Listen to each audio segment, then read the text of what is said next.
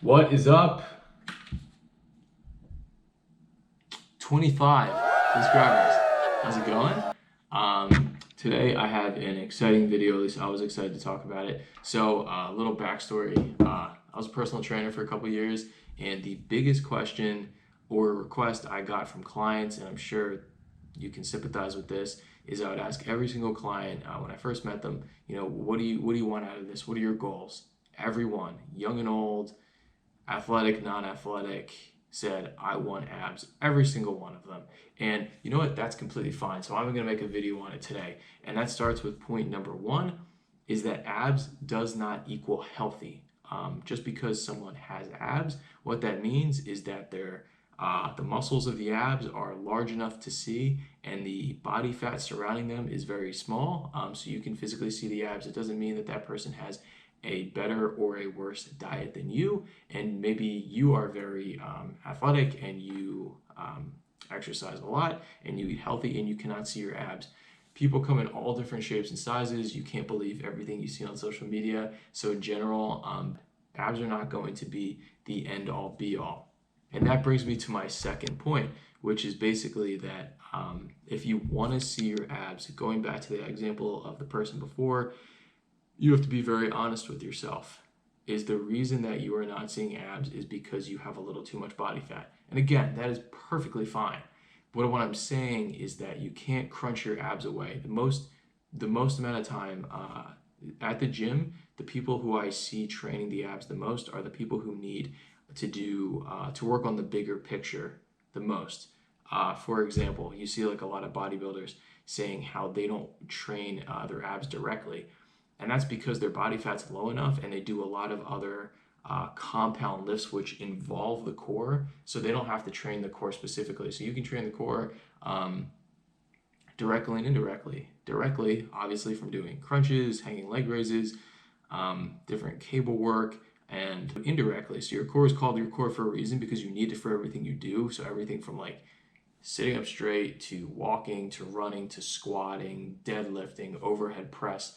If you do those big functional compound movements, you're going to grow and develop a very strong core. You don't have to hit it directly. So a lot of people say, I don't really do a lot of ab work and they have great abs. Well, because they work around the abs and they have a low body fat percentage. So in general, guys, you can't crunch away the abs. So body fat might be part of the problem, but again, you don't need abs to be a good person. But if you really, really, really want abs and you're doing hundreds of crunches, you're going to have to change up the approach a bit. And that brings me into my third point, which is going to be the abs are a group of muscles and you should have to train them like any other group of muscles. So if you want to have a very strong chest and a very high bench press, you want to have a great squat, what do you have to do? You have to go in and you have to manipulate different exercises. So you have a variety of exercises, you have the different sets and the reps and the frequency. Maybe you train your chest once a week, twice a week, 3 times a week. You're really going to have to mold and sculpt that body part in order for it to grow bigger and stronger, right? To gain hypertrophy and grow strength.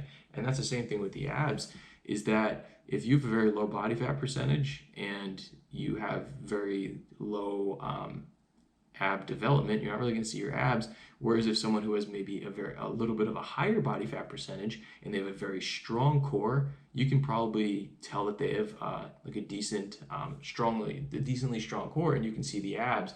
So in general, I'll make some videos on this later, but you're going to have to train your abs like any other body part, maybe once a week, twice a week, 3 times a week, but you're going to have to train those abs to get them bigger and stronger in order to see them.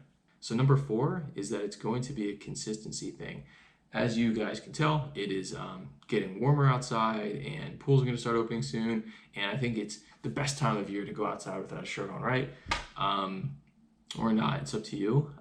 But basically, it's a consistency thing. I see a lot of people who maybe work out once a week or twice a week, and working out might be going to the gym, it could be playing a sport, it could be walking their dog, it could be riding a bike, whatever it might be, but saying maybe once a week or maybe twice a week. And then New Year's Eve comes around and they say, I'm going to work out 2 hours a day and cut out pizza, cut out carbs. That's bizarre. Like Who in their right mind is going to totally flip their life upside down for this one thing? It's just not going to happen. You have to trust the compound effect. So if you want to get abs, but you know you probably have 30 or 40 pounds to lose, you've never used your gym membership, and you're not even motivated to go to the gym, make tiny changes. Say, you know what, instead of after dinner, snacking on whatever I snack on, I'm going to take a 10-minute walk. Not go for a 10-mile run, but take a 10-minute walk every night after dinner for a week. And if you can do that, bump it up to 15. And then if you can do that, then say, okay, I usually have chips at lunch. I'm going to take the number of chips and divide them in half. And by the end of the 2 weeks or the end of the month, not only are you going to start building up amazing habits, but you're probably going to be down quite a few pounds. You're going to be more athletic. Your heart's going to love you because you're going to have a healthier heart, and your abs are going to start to come in. So in general, it is a huge consistency thing. I believe everyone can have the physique they want to and to be able to feel and perform the way they want to. However, it is just going to be a very long, slow road, and you have to enjoy it because it's always going to be changing every single day, which leads me into my next point, is that a lot of the way you look and your physique is going to be genetic. My brother and I, growing up, he had great abs and I didn't.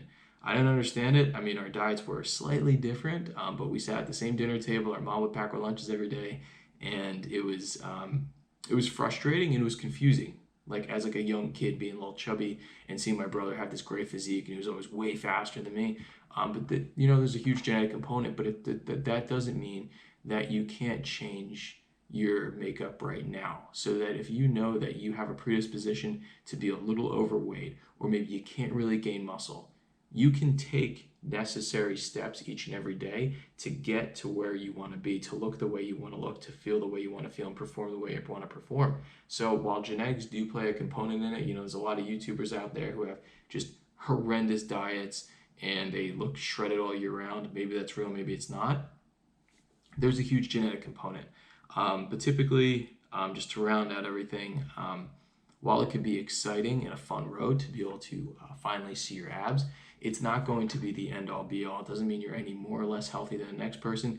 In general, I'd rather see people, and this is what I told a lot of my clients, is that I said, great if you want to have these washboard abs, but realize that you're going to have to start making insane sacrifices if you want to see these abs within the next 6 to 12 months.